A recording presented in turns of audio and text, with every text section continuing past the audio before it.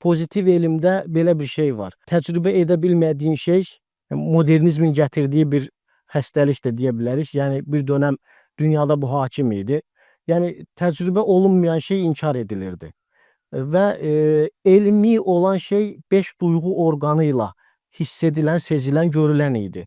Amma İslamda, İslami elm dediyimiz zaman 5 duyğu orqanı xaricində işin içərisinə vəhiy girir, ilham girir. Yəni burada artıq vəhiy mərkəzli olduğu üçün əslində İslami elm elə irfanidir və İslamda elm, irfan bir vəhdət təşkil eləyir, təşkil eləməlidir.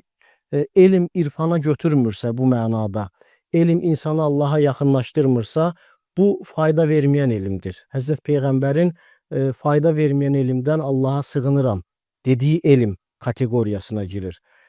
Amma Allaha götürən, vəhiy mərkəzli, kitab mərkəzli olduğu zaman elm, bu zamanda Həzrət Peyğəmbərin yeni hədis şərifində buyurduğu o ibadətindən xeyirli olan alim səviyyəsinə yüksəlmiş olur insan.